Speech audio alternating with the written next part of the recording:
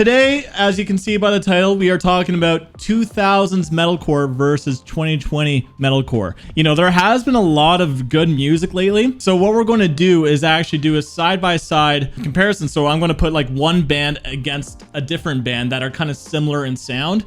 So first up, I'm going to put in the battle ring August Burns Red versus Phinehas. So August Burns Red, you know, started this sound and Phinehas is kind of continuing it. Well, August Burns Red is still around. But anyway, composure.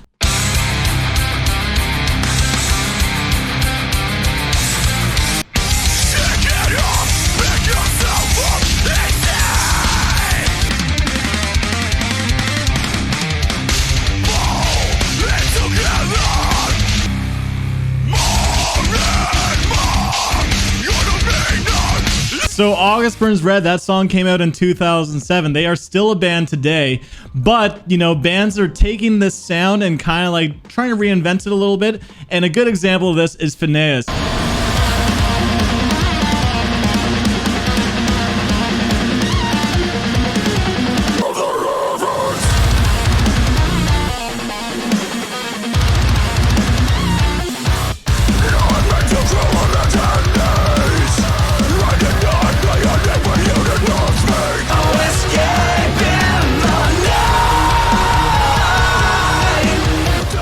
Yeah. It's funny that a lot of you guys are saying August Burns Red. I would give it to August Burns Red because August Burns Red, for sure, they're the ones that kind of started the sound. Matt's drumming is so iconic. Here, like Phinehas has a lot of good like double kick work, but the music feels a little bit more cliched. Like it's a lot more like structured, which is like good in its own right. But there's something to be said about August Burns Red always constantly changing the rhythms of the music, right? Boom. Next up, we are going to put Underoath against Silent Planet. Underoath, they kind of pioneered this sound of like post-hardcore metalcore with like some prog and stuff. This is considered one of the best records of all time. Silent Planet is heavily influenced by Underoath, so it's going to be tough. It's going to be really tough.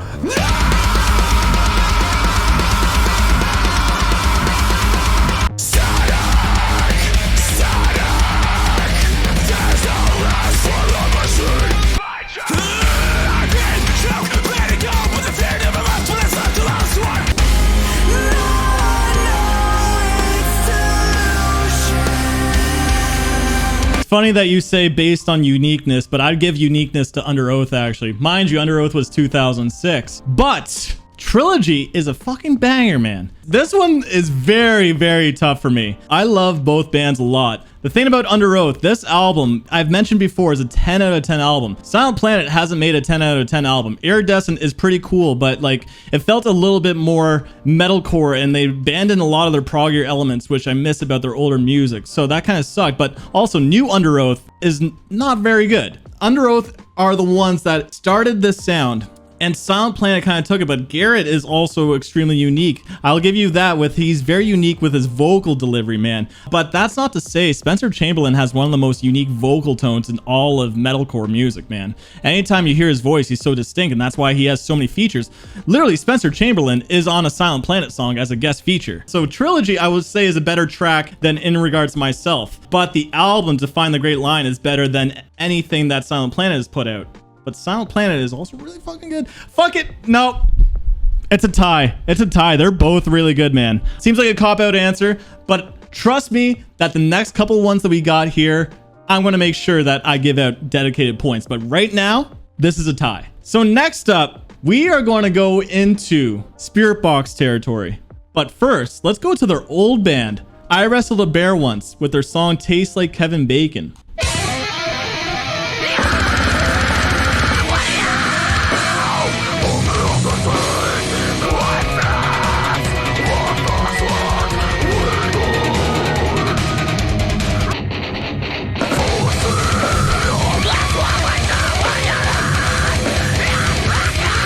Yeah, so they're metalcore, but they got a strong math influence, right? But let's move on to this fucking banger.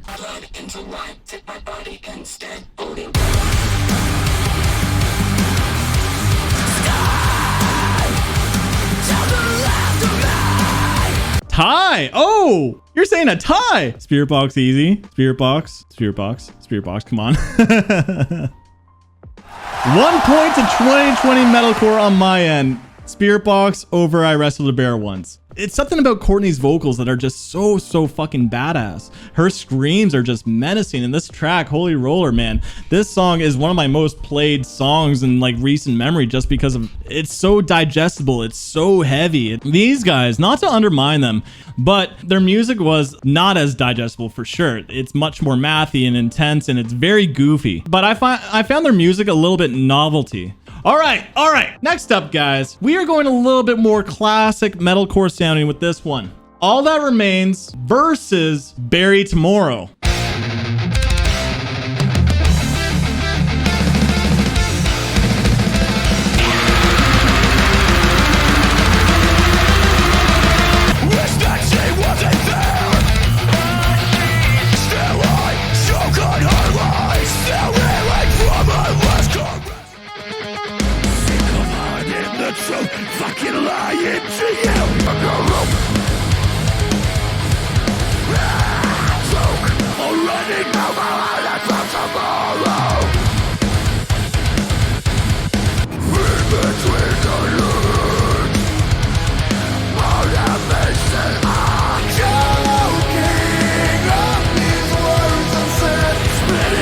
Bury Tomorrow, All That Remains, No Contest, All That Remains.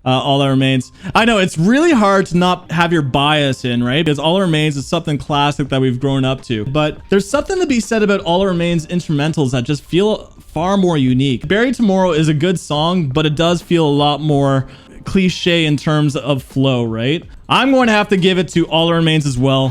So 2-1. This one, I feel like I know the answer to the Twitch chat. I feel like I know my answer here, but we'll see. Okay, this one's very tough for me. Protest the Hero, their song Blood Meat versus Erra, Snowblood. So this is the prog metalcore fight, okay?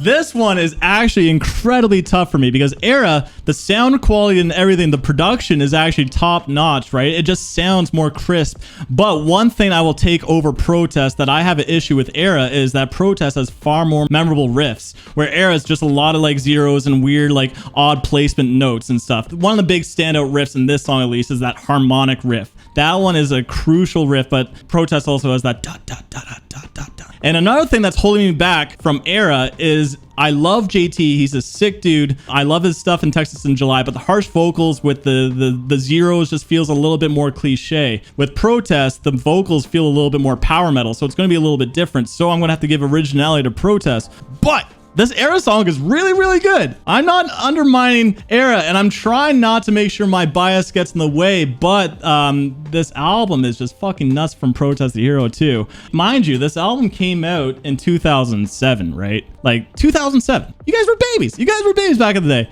But trying to give reasoning, my point goes to Protest. Far more original sounding. They mix in power metal, punk, prog, metalcore, and everything.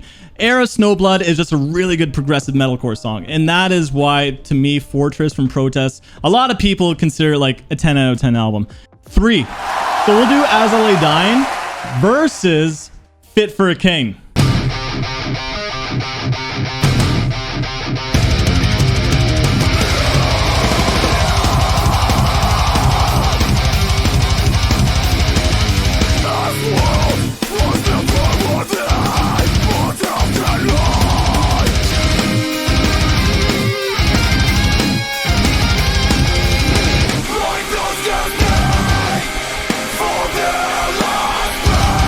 Fit for a King. I'm choosing this song because it came out in 2020 instead of something from Dark Skies, but God of Fire featuring Ryu from Crystal Lake. Christian metalcore versus Christian metalcore.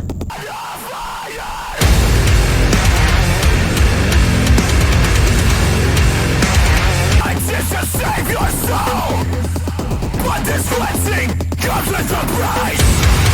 Your fire.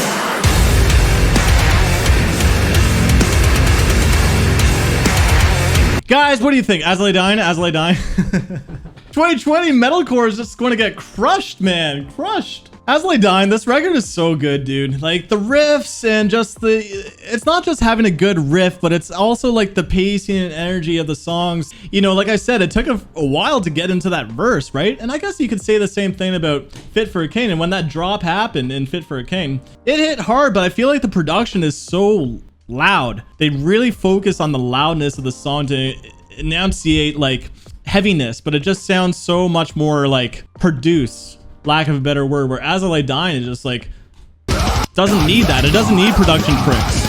Yeah, it's a lot more just simplistic, which is funny because the Fit for a King song is actually like pretty simple, but in terms of like production and everything, Fit for a King has a lot more going on. It's like they're trying to mask how bare bone the song is. So 2000s metalcore. Again, another point. We are going to go into a different kind of round. This time, we are going into the melodic, emotional metalcore. We are comparing the OG's Misery Signals with their song The Failsafe versus Counterparts with their new song Unwavering Vow.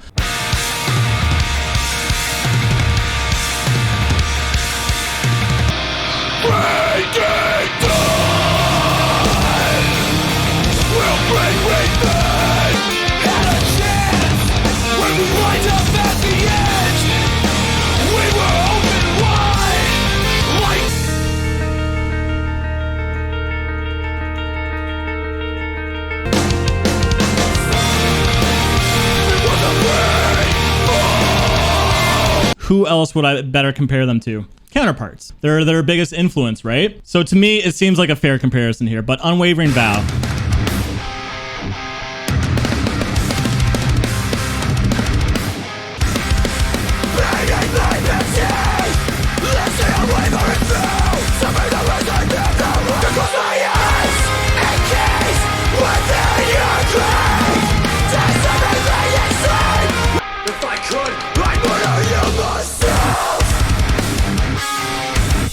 All right, that's a good breakdown. I forgot, we didn't play the breakdown in Failsafe.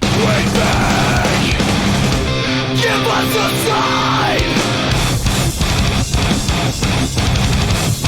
This is tough, man. This is really tough. So, you know, it does sound a little bit outdated for sure. The song goes on for 5 minutes. There's like a nice, really nice, clean section at the end. Damn. I don't know. But, you know, I'd probably take the Failsafe over Unwavering Vow, but the bands on their own, I don't know, man. Counterparts is really good. Misery Signals, Counterparts. Honestly, fuck it. No, this is going to be another tie. They're both really good, man. Counterparts is doing a really good job of making that sound still alive and relevant in 2022. Next up is going to be another progressive metalcore challenge. And I'm putting SikTh versus Invent Animate. So a lot of people don't know SikTh, but this is one of those bands that just like Protest Hero, Between the Beard and Me and stuff, were like kind of pioneers of the progressive metalcore scene back in the day.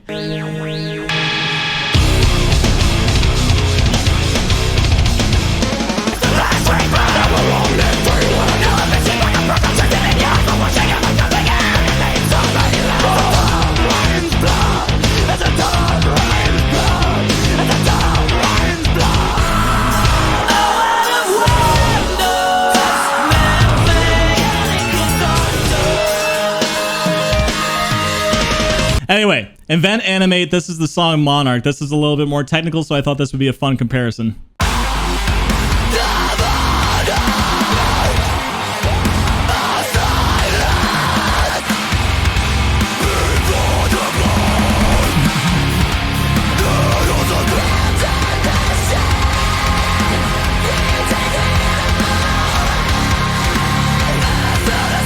They both have a very technical kind of breakdown section.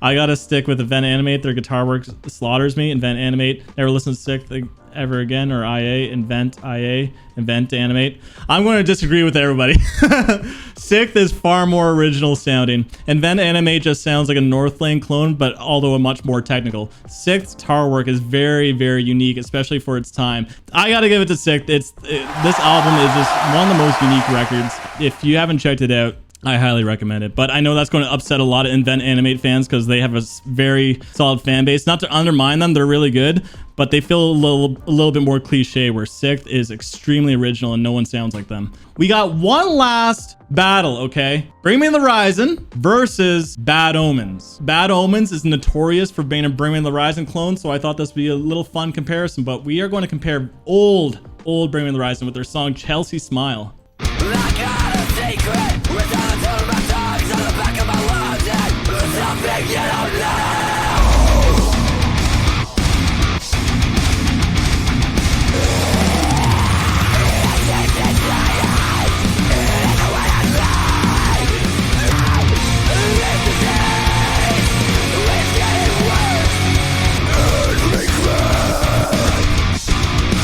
But Bad Omens' Artificial Suicide is a banger.